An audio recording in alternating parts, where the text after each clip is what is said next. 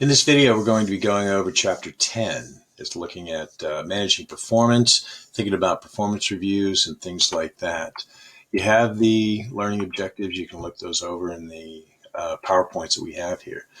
Now, when you start talking about the process of performance management, a lot of employees really do dread the annual performance review meeting where the boss picks apart the employee behavior from the past year. And the thing is, it can deliver a lot of benefits to the individual as well as the organization. It can tell top performers that they're valued. It encourages communication between the managers and the employees, and it makes sure that you have consistent standards for evaluating everyone. Now, when you start thinking about the actual process, there are various steps that come into play. First of all, you have to have the performance outcomes for the company in total. That way, the employee can develop what goals are going to be set up and what it is that they're going to do to achieve those outcomes. Provide the support that goes along with it, evaluate the performance at various times throughout the year, and then identify any kind of needs that are necessary and any kind of consequences for both positive and negative performance as far as how that goes. And when you think about the purposes of it, first of all, the strategic purpose is helping to link the behavior that the person has with what the goals are for the overall organization. There's the strategic aspect. You also have the administrative aspect. In other words, thinking about employee retention, their termination for any kind of poor performance, hiring, layoffs, things like that. And then you have the developmental aspect. In other words, making sure that people understand what are the skills, knowledge, and abilities that are necessary for the future. Now, when you think about a situation, okay, so suppose you're a manager and the performance management system that you have actually sets up competition between the people. What would you do to address it? Would you not do anything? Would you make collaboration critical for the evaluation? Would you increase the specificity of the feedback? Would you focus your review on personality traits? Actually, the best answer to this would be B.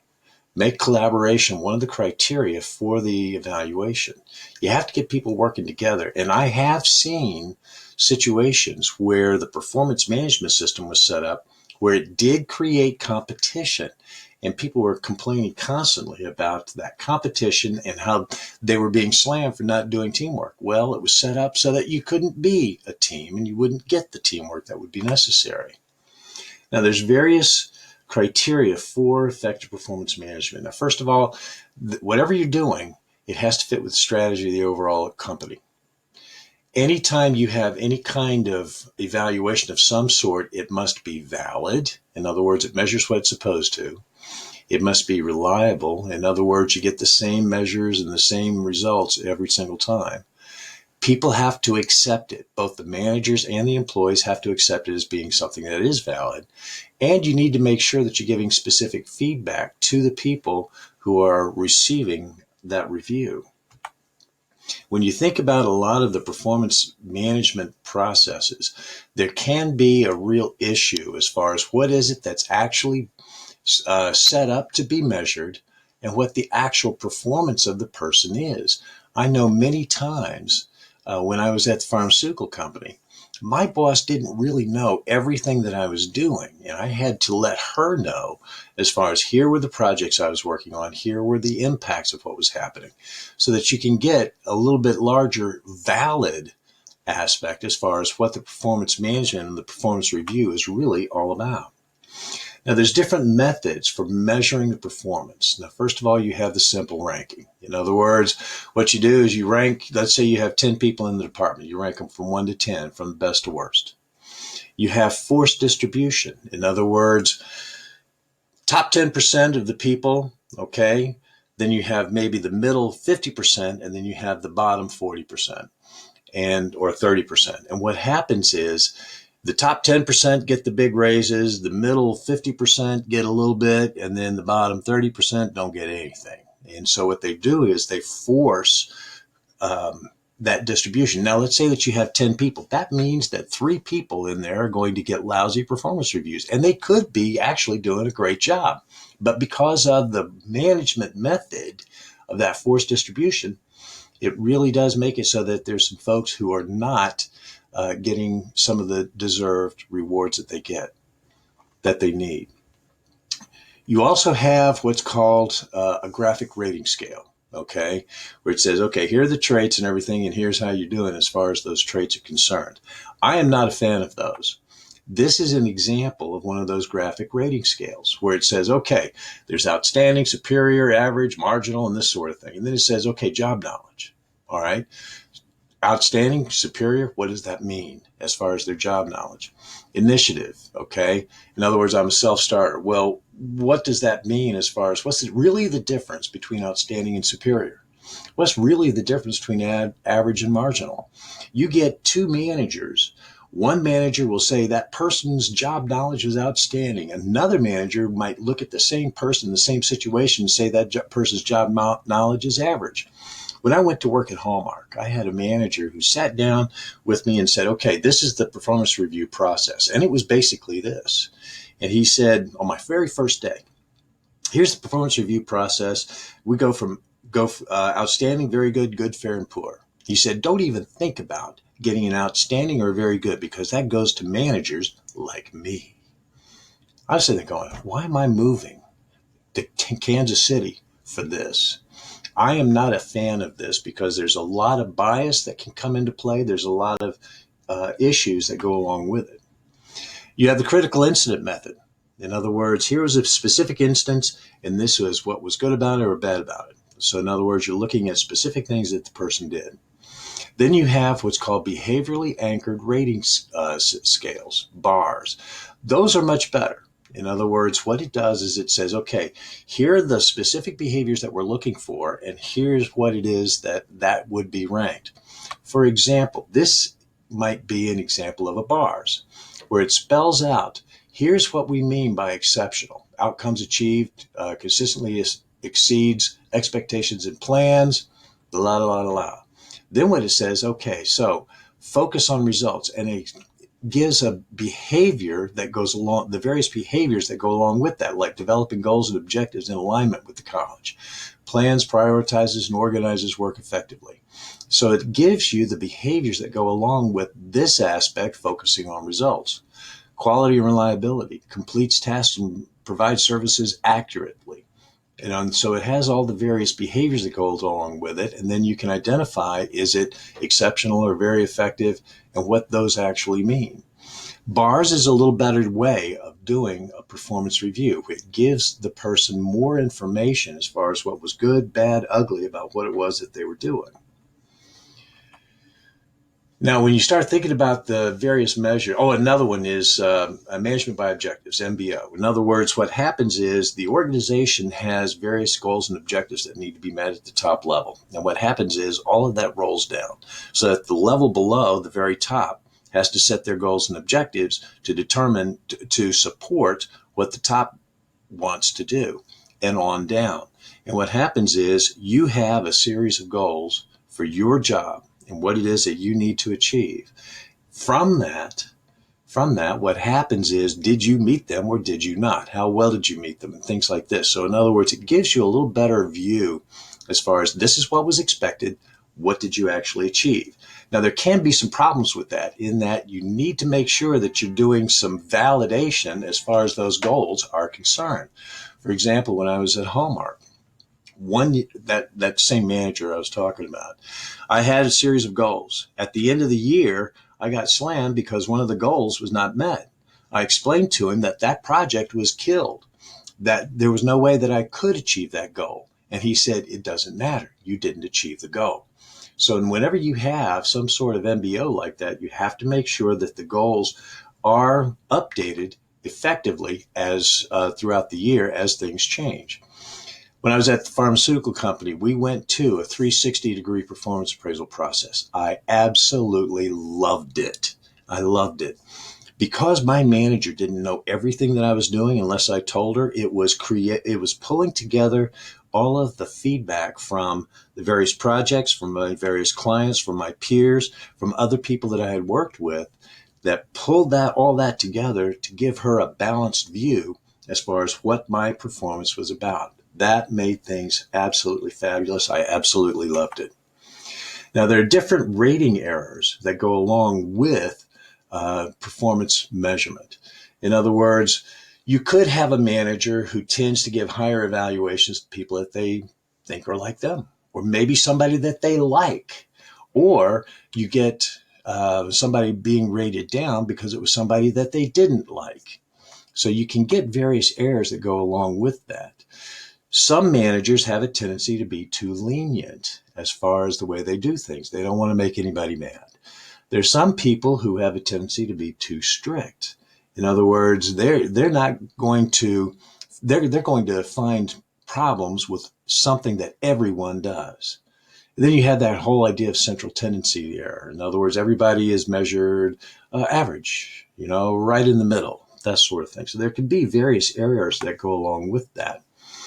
Along with those biases, you could have the halo error. In other words, somebody did something and it was really good, and the manager sees that person is really good. Everything is good about that person then. Or you could see the horns error. In other words, because of a bias, the person is always getting negative ratings. This little graphic shows how those different errors can impact the performance. So in other words, the green is overstating the performance. Red is okay, so that could be okay. The red is, too strict and understates performance and things like that. So there can be some real issues as far as the biases that go along with it.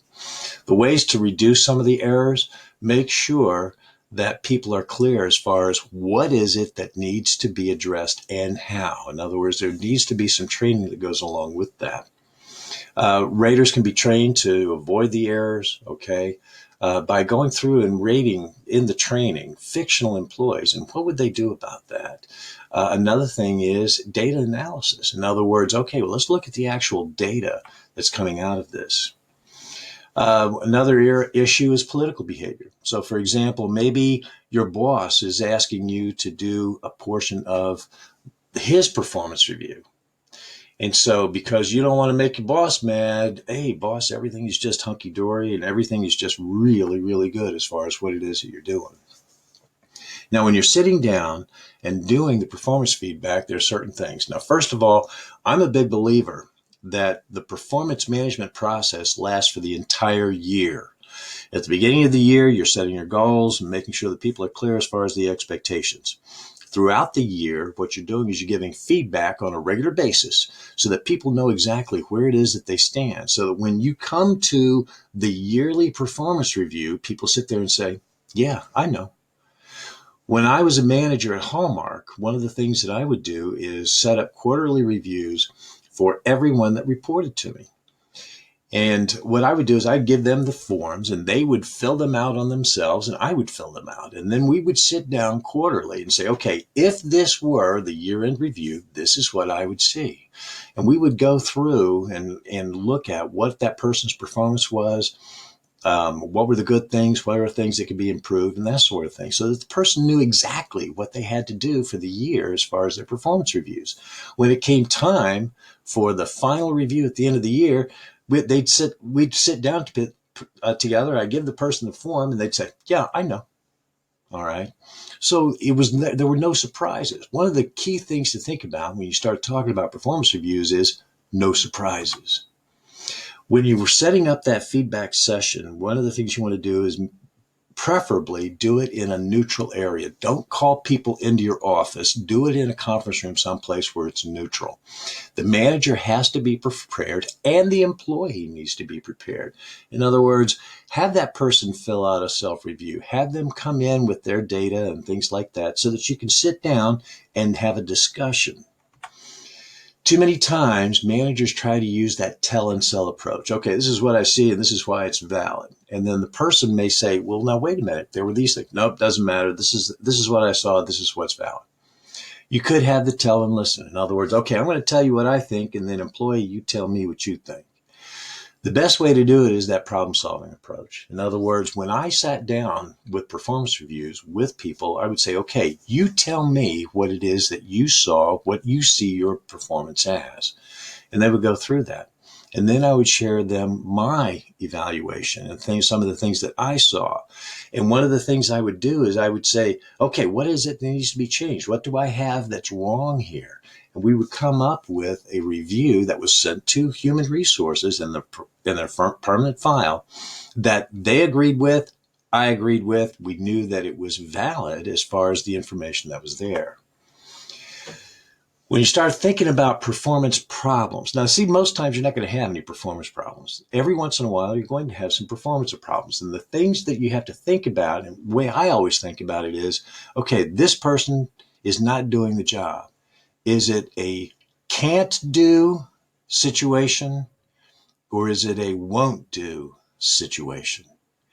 If it's a can't do, in other words, they don't have the ability, that's my problem as the manager. I need to make sure that they have the training that's necessary, they have the tools that's necessary in order to do the job and meet the expectations that I have. Or is it a won't do situation? It's a lack of motivation. For some reason, they are choosing not to do the things that they are expected to do. Two different approaches. That's the employee's problem. The won't do. The can't do is my problem. I need to make sure that they get the training and the tools and everything that's necessary for them to do the job. When you start thinking about diagnosing the remedies to the performance problems, thinking about the inputs, what is it that they're supposed to do? Think about the feedback. Am I giving effective and valid feedback to them on a timely basis? Do they have clear goals and objectives to achieve? And are they clear about any kind of rewards or consequences that go along with good or poor performance? When you're doing performance reviews, you also have to think about the legal and ethical issues that go along with it. In other words, you could be dismissing someone unjustly. In other words, I'm sure you've heard the stories where someone was doing a fabulous job. They're always getting these great reviews, and then all of a sudden they're let go. And then all of a sudden there's this one bad review that comes out for some reason. The system has to be legally defensible. In other words, you've done a good job analysis, which we've talked about in the past. The evaluations are based on behaviors, in other words, the things they do, and not traits, in other words, what the person is. And one of the best things you can do is use multiple raters. Again, two people can look at the same thing and see two different things. And so what you do is you get multiple raters. That 360 feedback is absolutely fabulous for that. You also want to think about the electronic monitoring. Many times organizations will be electronically monitoring people's work and what it is that they're doing. Anytime they're doing things that is work related, that can be monitored. Personal privacy is something else. Now, the thing is, if they're using work or organizational equipment, computers, Wi-Fi, things like that, that can still be accessed through human resources and through IT and can be used against that person or for that person. So people need to understand, if you're using company assets to do stuff, that could be something that could be used. If you want to do personal stuff, you go off site, you can do whatever you want on your personal time. So these are some key points from this chapter. If you have questions, please just let me know. Give me a call.